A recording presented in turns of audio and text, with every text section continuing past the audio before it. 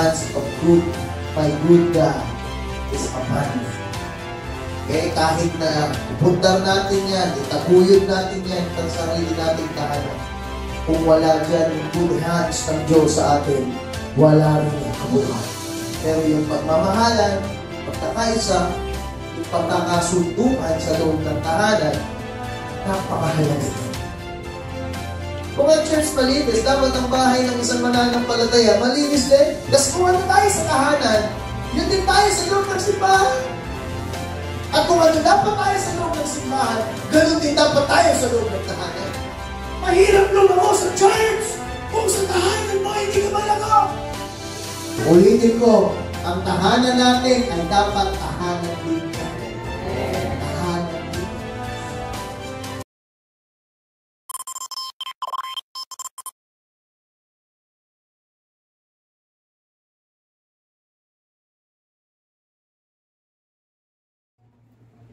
Kaya punta tayo sa ating topic sa Psalms 127 verse 1. Outsource.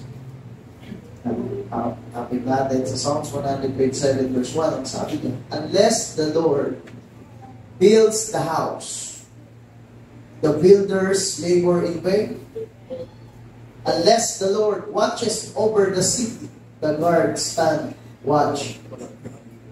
Kaya pagpalain ang salita niya. Kung may Tagalog, mas maganda. Kung may Tagalog. Kaya, yan. Maliban nga na si Yahweh ang nagtatag nitong bahay. Sino bang nagtatag ng ating bahay? Sabi dyan. Maliban na nga si Yahweh ang nagtatag ng iyong bahay, nitong bahay, ang ginawa ng nagtayo ay wala rin kabuluhan. Maliban nga na si Yahweh ang lungsod ay gumabay, ang pagmamasid ng bantay ay wala rin sa isa. Kaya kapag ang Diyos ang siyang nagtatag, nag-build ng ating tahanan, walang saysay yung nagtayo. Kaya nga, kahit itayo yun ang kamay natin, pero kung hindi kamay ng Diyos, sabi ni Maya, and the hands of my good God is upon me. Okay, kahit na ipundar natin yan, itaguyod natin yan sa sarili nating tahanan, kung wala dyan yung good hands ng Diyos sa atin, wala rin yung kabuluhan. Amen? Wala rin kabuluhan. Bakit? Maraming may tahanan ngayon, pero magulo. Sabi nga ng mga bilyonaryo doon sa iPhone ni Pastor, ang kanilang pera naka-invest sa sasakyan. Kasi yung bahay nila, minsan lang nila yung hindi sila doon nagtatagal eh. Okay? Hindi sa sasakyan, kasi doon lagi sila sa sasakyan. Kaya yaman mo na sa sasakyan malaki. Okay? Yung bahay mo, tulugan lang eh. Okay? Hindi mo ma-enjoy. Okay? Kaya, ang topic ko ngayon, outsource, a home that's blessed. Tahanang pinagpala. Anong yung katabi mo? Pinagpala magtahanan. So number one na dapat na i-outsource natin ay ang tahanan. Yan ang unang-unang tinatag ng Panginoon Diyos. Ang tahanan. Kaya a home that's blessed. Kaya tayo, wala siguro sa atin dito na ayaw pagpalain ng ating tahanan. So pag sinabi mong pagpapala, ibig sabihin ng pagpapala kasi ay kasiyahan. Enjoyment. So, hindi lang din yan tumutukoy sa isang area ng material ng pera. Pagkamat kasama yun.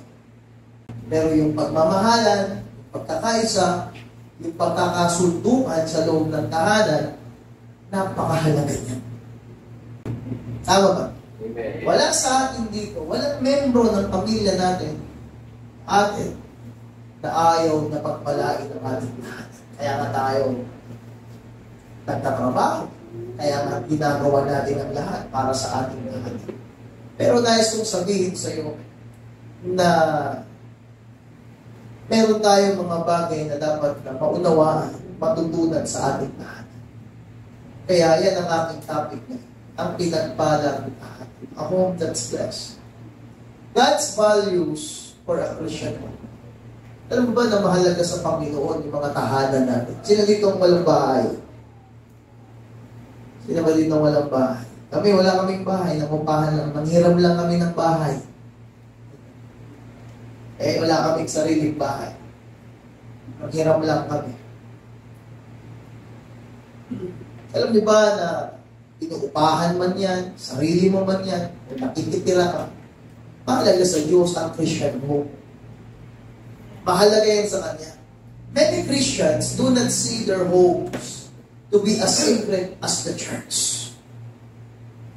Maraming mananampalataya, hindi nila nakikita, hindi nila naiintindihan na ang kanilang tahanan ay dapat sagrado din, kagaya ng simbahan.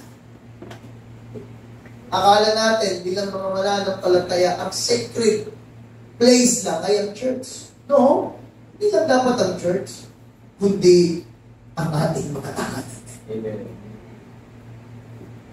Dapat ang ating tahanan ay mayroon ding kabanalan. Hindi nila nakikita ng maraming mananampalataya na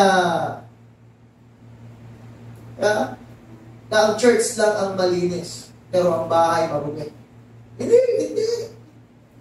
Kung ang church malinis, dapat ang bahay ng isang mananampalataya malinis din. Kung naglilinis ka sa church, naglilinis ka rin dapat ng bahay.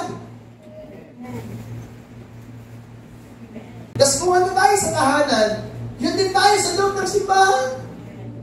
At kung ano dapat tayo sa loob ng simbahan, ganun din dapat tayo sa loob ng tahanan.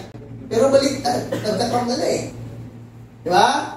Kung ano tayo sa tahanan, yun tayo sa church. Kung ano tayo sa church, hindi tayo yung nagiging ganun sa tahanan. Sapat kung ano tayo sa church, ganun din dapat tayo sa ating tahanan. Kaya dapat makita natin na ang ating tahanan is as sacred as the church. They have undervalued and underestimate God's perspective and heart for the home. Ang pagpapala ng simbahan nag-uumpisa sa pagpapala sa loob ng iyong tahanan. Kaya dadalhin mo yan sa church. Yung pagpapalang natanggap mo sa tahanan. Dahil ang pagpapala ng Diyos, ano yan sa tahanan natin. Pero maraming mga nanampalataya, you undervalued and underestimate God's perspective and heart for the home. Hindi natin nabibigyan ng halaga. Minamaliit natin yung puso, yung perspective ng Diyos sa ating mga tahanan. Kasi ina-underestimate mo at ina-undervalue mo ang puso ng Diyos sa inyong. Alam niyo ba na mahal ng Diyos at yung tahanan, ang ating tahanan, mahal ng Diyos. So dapat, kung paano ka nagpipray, nagpiministry sa simbahan, ganun din dapat sa tahanan. Kaya God's pattern for family and His principle for blessing in the home to challenge the modern trends that endanger the truly Christian family and home. Eh ano nangyayari? Di ba apektado ang Christian life mo kapag nagka-problema ka sa loob ng tahanan mo? Naapektuhan ang iyong emotion, ang iyong puso, ang iyong isipan. Lalo, higit, kapag hindi pa mananampalataya ang iyong mga pamilya. Kaya, napaka-importante na yung pattern ng Diyos as family, His principle for blessing in the home, ay napakahalaga. Dahil mapanganib nagiging in danger na to sa mga isang pamilya, tahanan ng mga mananampalataya. God began a human existence with a marriage and a family. Saan nag-umpisa ang existence ng tao? Sa isang lalaki at isang babae na binuo ng Diyos as family. The first community that God established was a family and a home. He had relationship with man in the context of the family before the settling of the church. Nauna ang tahanan bago ang church. Ang first church natin ay ang ating tahanan. Kaya ang tawag natin dyan ay house church. Diba? Nag-house church tayo sa ibang tahanan, pero yung bahay natin, hindi natin ma-house church. Nagwiwin tayo ng ibang mga tao, pero kapatid mo, magulang mo, hindi mo hiniwin. Si pakot ka. Pero ba't ka matatakot kung salita naman ng Diyos kung ibabahagi? Diba?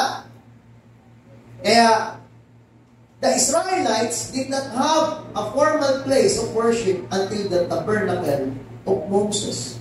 Wala silang formal na lugar ng pagsamba. Nung wala pa ang temple, wala pa ang tabernacle, wala silang formal na pagsamba. Kaya tingnan mo, di ba? Ngayon, walang temple. Walang. Hindi formal ang kanilang pagsamba. Yan ang dahilan bakit mayroong digmaan ngayon. Because of the temple. Okay, previous to this, the place of worship was the home. Wala pang church doon. Ang una talagang lugar na sambahan ay ang bahay. Kaya ang tanong ko ngayong gabi, place of worship ba ang ating mga tahanan? Hello? Place of worship ba ang ating tahanan? O baka sa tahanan natin, lagi na lang nakababad yung YouTube nakaplay. Puro Kenny Rogers. Puro Skasta Clay. Puro Black Knight. Walang apelido. Ang nakaplay. Ha? Place of worship ba ang ating tahanan? O maaga pa lang nagpuputak na. Maaga pa lang nagbabangayan na, nag-aaway na, may nagsisipaan na, may nagsusuntukan na, may nagsasabunatan na. Ang ating tahanan is the place of worship. Yan ang unang-unang lugar na kung saan tinatag ng Diyos ang pagsamba ay sa tahanan. Mahirap lumago sa church kung sa tahanan mo hindi ka malago. Ang hirap magpahawi. Diba? Hirap mag-worship leader ka sa bahay mo, hindi ka makahugas ng pinggan. Kaya nga worship leader ganyan. Pag lang sa church, dapat sa bahay din. Na habang naghuhugas, nag-worship, kaya ang ginawang worship leader. Ang galing-galing mo na mag-usher, magbantay, mag-assist, pagdating sa bahay, tanghali ka na gumising. Nakita mo yung nanay mong bigat ng dalahan, hindi mo man lang ma-usher. Hello? Amen! A place of worship is home. Kung nasasanay na yan, kasi dyan tayo lagi. Sa church, di man tayo malagi. Pero nasanay ka na sa tahanan mo, ang iyong tahanan is a place of worship, and all of worship was directed and led by the head of the home, the husband and the father. Deuteronomy chapter 6, verse 49. Sino ang namumuna sa pagsamba sa loob ng tahanan? Ang nanay at tatay. Ibang pag-worship mo. Ibang pag-worship ng nanay at tatay. Ano? This is ang introduction. Ang asawa ang body. Kasi this is ang conclusion, closing prayer yung anak. Introduction na. Ayan na. Mag-introduction. Diba? Una, magtatanong lang. Pero yung tanong, nag-a-upgrade. Hanggang mag-aaway na. Ibang worship na nangyayari. Diba? Sa church, ang tawag lang ni pastor, yes, pastor, yes, pastor. Sa bahay, di ba utusan, hindi ka mabigas. Ang tamad ni husband. O itatay ako dito at pinuutusan niyo ako. Paano mo mapapalag ang ministry? Sa tahanan, yan ka. Sa simbahan, plastic ka.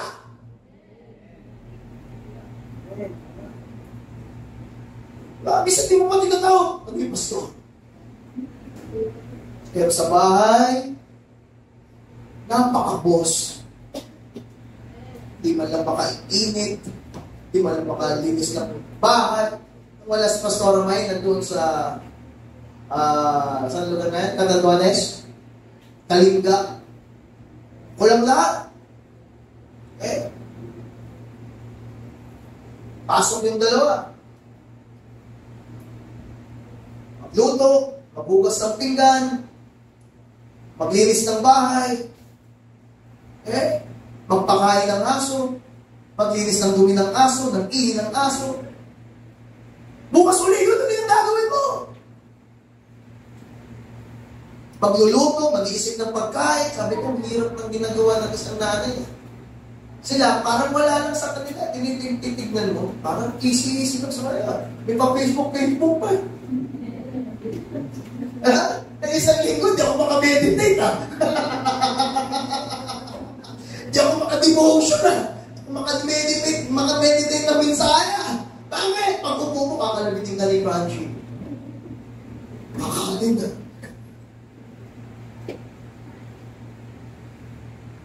Di madali. Ang gawain ng isang nanay. Pero sa kanila madali lang. Kayang-kaya nila, sabay-sabay. Mag-share mo pa yan, walang outline. Magaling nga sila gumawa mensahe. On the spot, may mensahe yan. Kahit tingnan yan, may mensahe yan. Diba? Saan nag-umpisa ang worship? Sa tahanan at ang namumuna magulang. Tataka ko, ginawa ko na ang lahat. Hindi mo namalago yung gawain. Ang tanong, hindi ka nakikitaan ng issue sa church, okay. Ang tanong sa bahay. Punta ka sa bahay niya. Kamusta si Jonathan sa bahay? Kamusta si JC sa bahay? Kamusta ka sa tahanan? Ano yung gatabi mo? Kamusta ka sa bahay?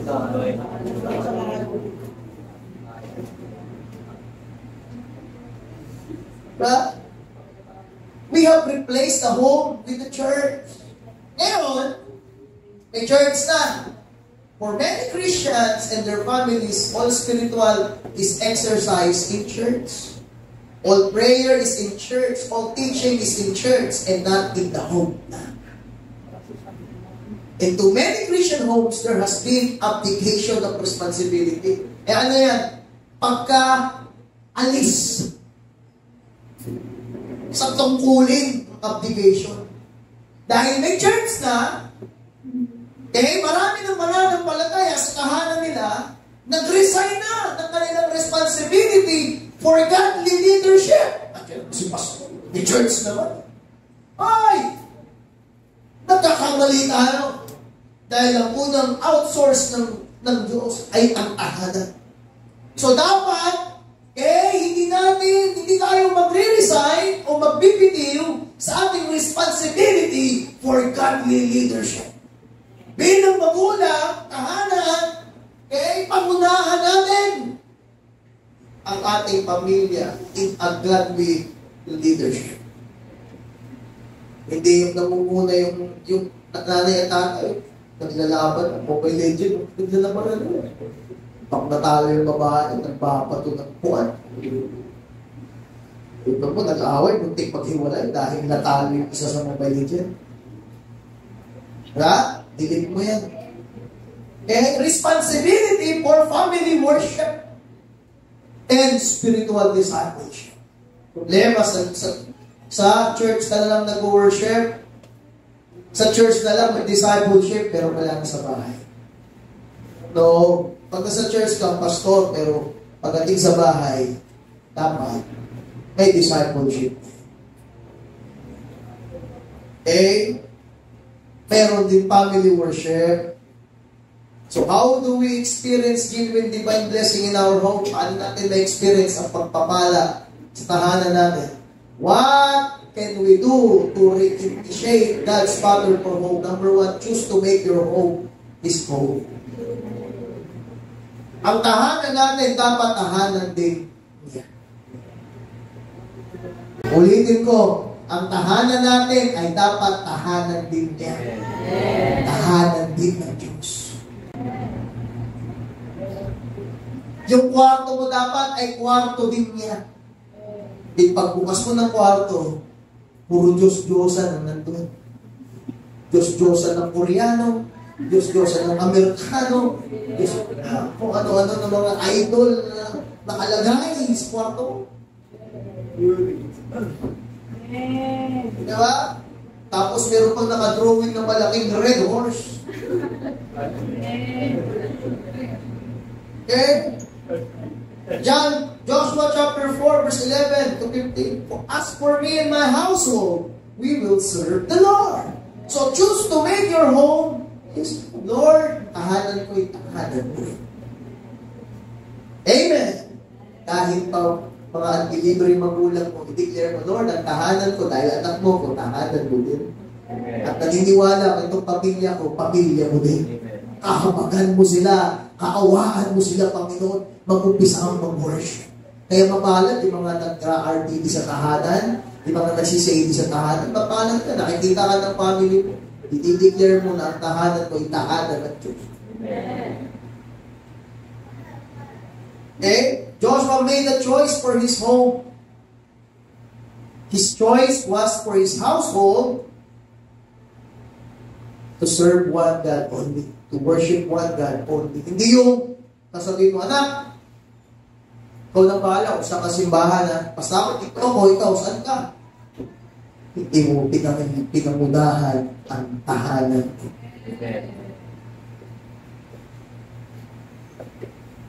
Diba? Alam mo, kahit sa simbahan magpunta, hindi papasok sa puso mong salita ng Diyos. Kasi wala naman sa simbahan yan. Wala naman sa pastor yan. Kahit sino pang magpaging pastor ko, kahit hindi ako pastor ko.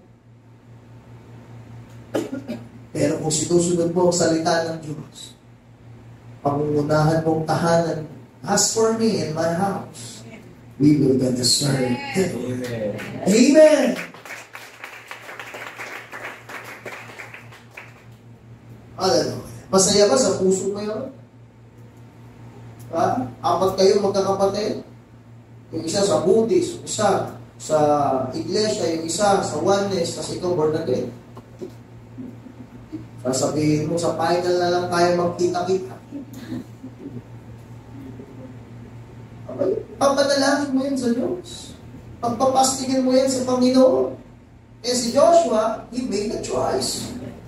A choice against idolatry. And for faithfulness, regardless of the choices of other, Joshua's wife and children knew which way he could lead them. Si Joshua ang pumili. Susunod tayo, maglilingkod tayo kay Yahweh. Amen. Kasi dumating sa time na marami ng tahanan na tumalikod kay Yahweh. Pero sabi ni Joshua sa kanyang asawa at mga anak, we will gonna serve the Lord. Ano man ang mangyari, we will gonna serve the Lord. Okay? So the challenges of Joshua's day are no less than those we live among today. We have to choose to live according to God's design for us in our homes and families. Christ is the head of this house. Amen! Amen. Sabihin mo ako bilang tatay, hindi ako ang head ng tahanan na ito. Christ is the head Amen. Of this home, Amen. Of this house. Pangalawa lang ako. Okay? So Jacob also made a clear decision for the spiritual direction of his family. Genesis 35 verse 2 to 5. Is my home his home? Tahanan ko ba'y tahanan ng Diyos? It's no good saying, sabi niya, na ikaw ay, I am a Christian, okay? Na yung tahanan natin ay hindi tahanan ng Diyos. So bilang mga Christian, dapat ang tahanan natin ay tahanan ng Diyos. Bahay sa bahan. Okay? There is a secular pressure on Christian homes today to compromise our highest spiritual values. Okay? Do we have at home as we do at church? Okay? Ginagawa ba natin sa tahanan natin yung ginagawa natin sa church? We are surrounded daily with opportunities to offer a greater word to other things and people more than God. Matindi, lalo yung undying influence of parents sa buhay ko. Yung influence ng magulang ko to make Jesus the center of our home. Yan lagi ang binibigyan ng diin ng aking magulang. Kung ako'y bata, kami mga bata. Kahit tulog na ako, antok na ako, gigisingin ako ng mama ko hanggat hindi ako nakakapag-pray bago matulog. Okay na sana mag-pray. Ang kaso, bago mag-pray, kakanta mo na isang worship. Pag napuspos yun, 4 na chorus. Lagi na pupuspos yun pag nag-worship So, antok ka na. Tapos pag pray yun, isa-isa, Timothy, pag-pray mo. Ibawal mo bukas. Ikaw Noe, pag-pray mo. Ikaw, papa mo.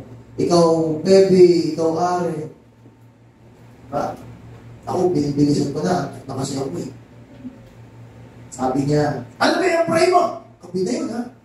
Hindi man lang umabot ng bubong. Abaan mo prayer mo? Ulitin mo. Ulit ka talaga. Siyempre. Ini-influence niya kami na gawing sentro mo ang Diyos sa iyong buhay. Marami ngayon. Diba? Bata pa lang yung anak mo. Hindi mo nililid mag-pray bago kumain. Hindi mo nililid mag-pray bago matulog. Pagkagising. Ano agad nakahawak ng anak? Gadget.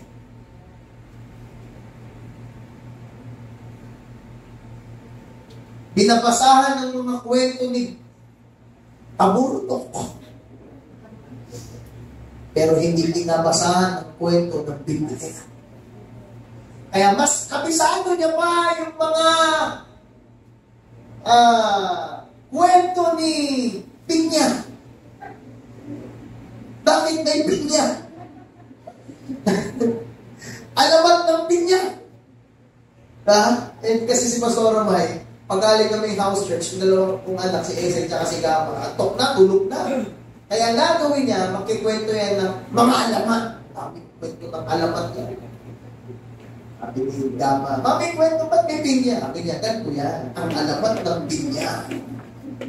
Bakit yung dagat maalat? Ang alamat, ano nga yan?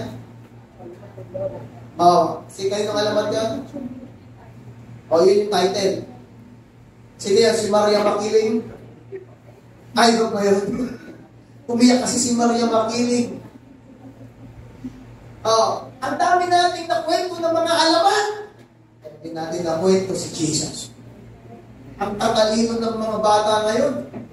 Mga bata pa lang, dugo na yung ilong mo Puro English.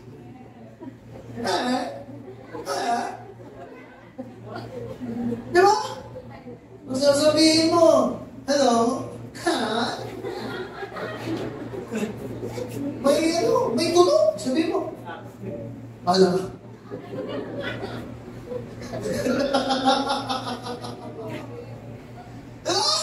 Kung maka-English mga bata ngayon, katindi. Pero hindi mo pinapakilala ang Panginoon. Ang tatalino pero walang alam sa Biblia. Yan nga ang dapat na habang bata pa lang, tinuturuan na sila. Pinupundasyonan na sila. Pinapantayan na sila, kapatid, ng salita ng Diyos. Hello? Dahil ang tahanan natin, yung tahanan dapat ng Diyos. At sa church lang dapat kami pangangaral? Kaya sabi ko sa iyo, lahat tayo pastor. Ang unang-una natin pinagpapastoral ay ang ating tahanan. Trabaho ka nga ng trabaho, pero saan lang nauwi? Dumi lang ang trabaho mo. Pagkatapos pumasok sa tiyan, dudumi lang. Walang nangyayari. Pero ang salita ng Diyos, dapat pinapasok natin yan, hindi lang sa tiyan, kundi sa buong katawan natin. Lalo na sa ating mga anak. Amen! Tama? Yan ultimate source. Kaya, who taught us and modeled for us an authentic relationship with God, whatever the happy or difficult situation we face. Kaya tingnan mo yung mga anak mo, umarap niya sa mga problema, umarap niya sa mga pagsubok, alam nila kung ano ang unang gagawin nila, ang lumamit sa Diyos. Hindi mababa ang self-esteem, hindi mababa ang tingin sa pagkatao. Bakit? Dahil isindisenyo mo palagi si Jesus. Anuin mo nga siya, di ba? O lahat sa bagay. Na-provide mo ang lahat. Mahina pa lang loob. Kaya kagaya ng isang nakausap namin sa tao, napapakayaman ng tao. Milyonaryo na tao. Lahat ang pangailangan. Sabi niya, hindi ako masaya. Bakit naman sa'yo na lang? Yung anak ko, may depression. Hindi lang ayaw mag-aral. Babae. Nagpakupit. Tapos, ang daming hikaw sa bibig. Yung mukha niya, tinatag niya ng hikaw. Tapos pag tinignan mo siya, nangingitim yung paligid ng mata niya. Ayaw mag-aral, ayaw may kausap. Ayaw maligo.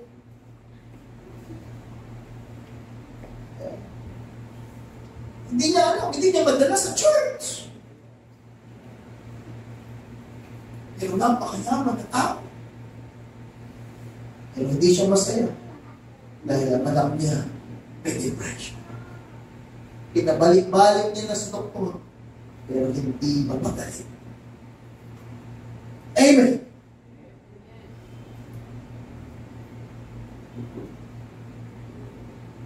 Ang ganda ng simbahan ang tinatalaw mo. Yung bahay mo, hindi kahanan ng Diyos. Amen? Kaya una dapat natin i-reach out kaya katingnan. Do something for your house. Tahanan mo, do something. Kung nakita, observahan mo yung tahanan mo. Ano ba meron sa tahanan mo? Ipanalangin mo ang ganyan. Dahil kapag sa tahanan ay naging tahanan ng Diyos, ang church, pagpapalahin din. Ang hirap pagpalahin ng church kung sa tahanan natin, hindi tayo pinagpapalan. Kaya choose your home. Choose to make your home His home. Okay? Living in such a way brings blessing to one's home. Psalms 128 verse 1 to 6. Number 2, welcome God's presence to your home. 2 Samuel chapter 6 verse 9 to 11. The Lord blessed him and his entire household. Welcome God's presence to your home.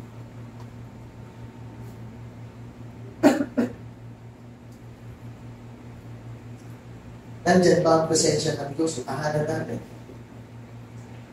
Diba kahit simple lang yung bahay natin?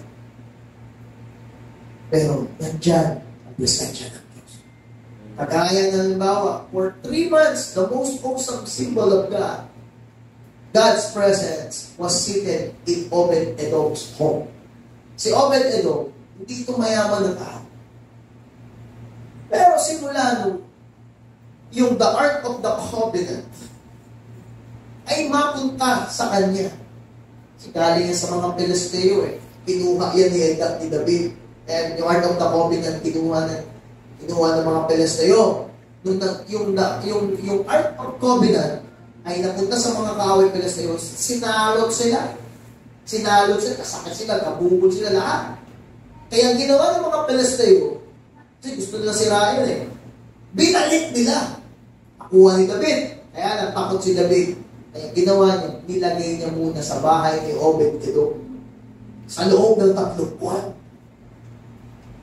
Kaya ang Ark of the Covenant, pumapatay talaga. Kaya sa loob ng 3 months, ito ay sumisimbolo ng presensya ng Diyos.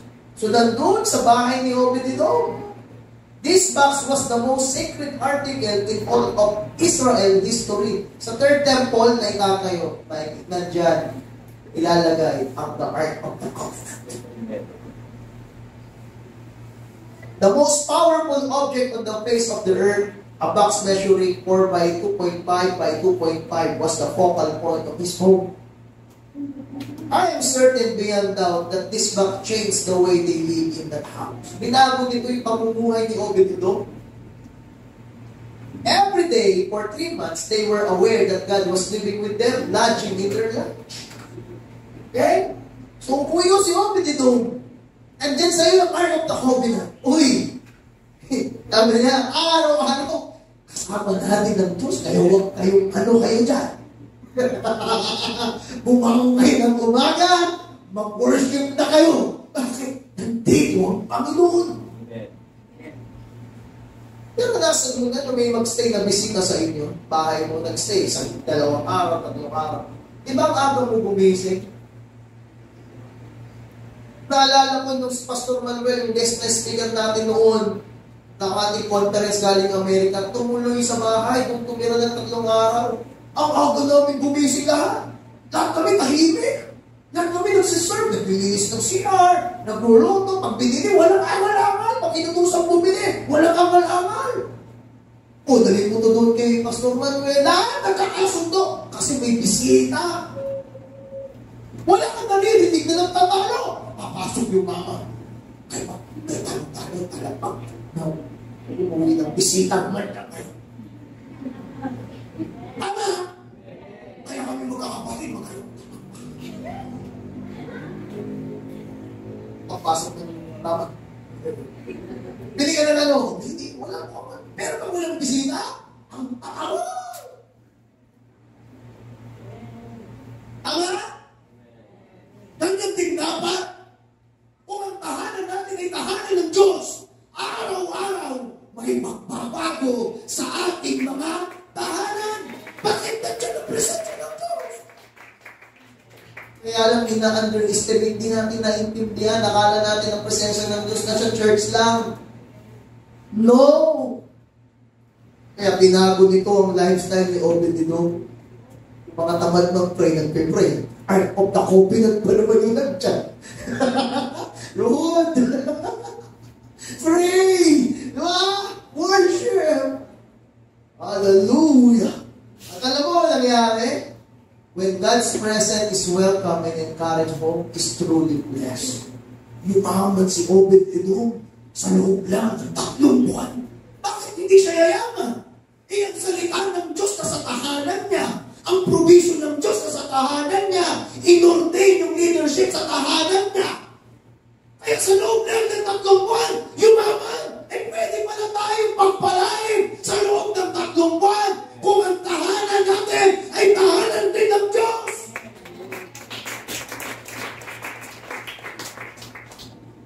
Hello! In most of our homes, there is a back which is the focal point. The furniture points toward it, and too often our attention is to focus upon it. Kung ano pinagtutuunan sa tahanan ay nakaka-apekto sa pamilya. Kung ang pag-focus ng tahanan ay ang presensya ng Diyos, kapatid, nung buwan, makawala pa. Pagyayaman, kaya tayong pagyayaman. Ang problema ba't hindi makita rin? Ina-underestimate natin ang ating tahanan. Nakala natin yung presensya ng Diyos sa atin sa church. Hello? It has the power to shape our home life, warn our children, corrupt our values, disturb our relationship, and control our diaries. In many Christian homes, the TV times is read more than often than the Bible. Mas mahaba ang TV time, ang Netflix time, ang Disney time, ang Prime, ang daming mga application kaysa sa reading time. Kailan tayo nagkasabay-sabay magbasa ng Bible sa bahay? Sabay-sabay mag-cellphone. Punta sa McDo, kanya-kanyang cellphone. Kaya sa magpunta, kanya-kanyang cellphone.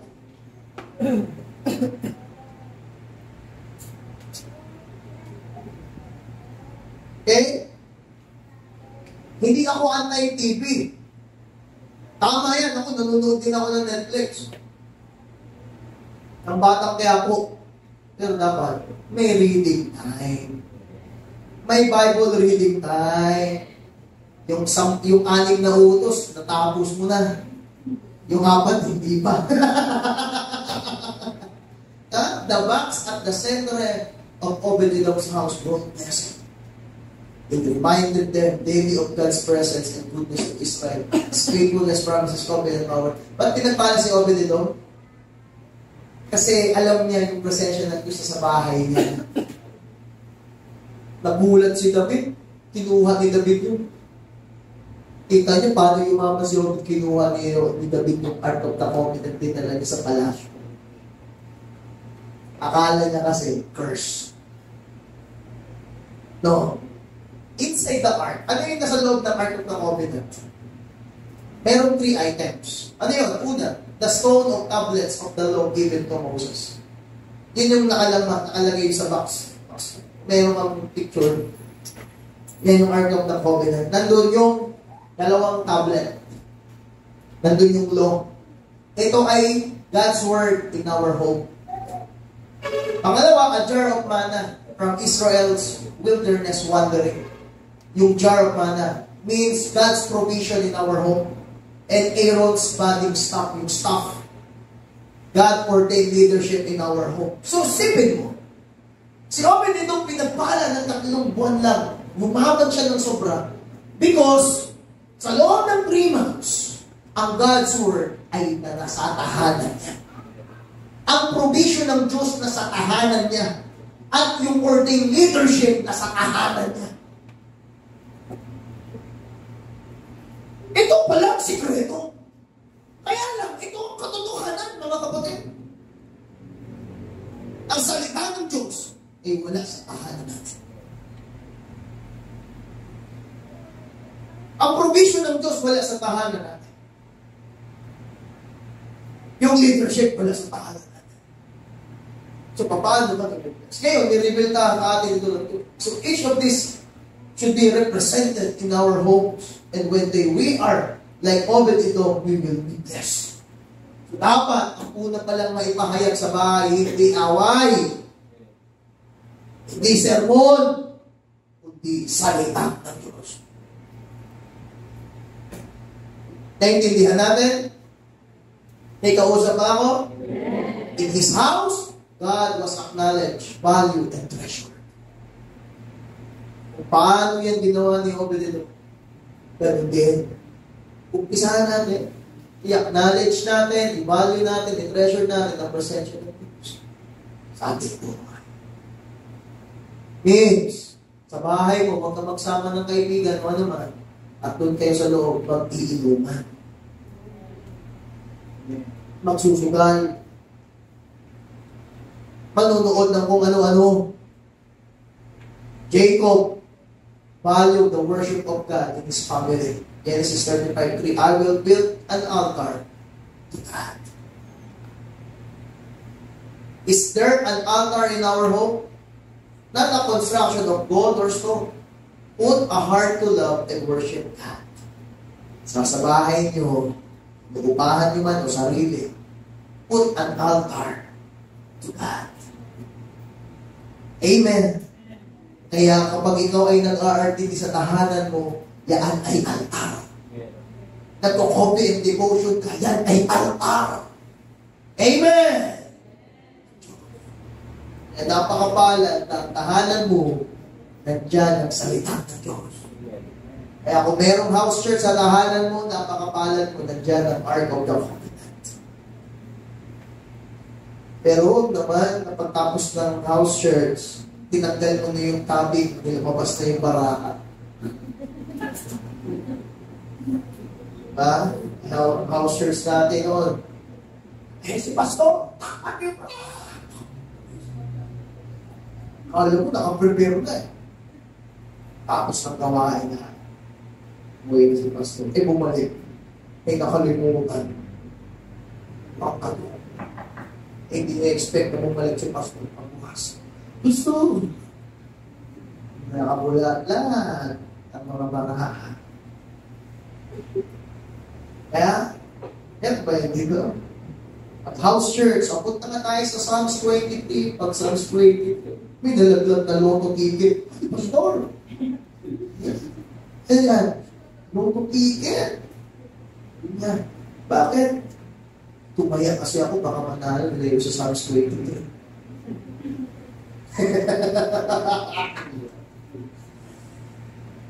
Build an altar. Yun lang na yung gabi. Content ko na yung anak. Mas pala natin. Amen.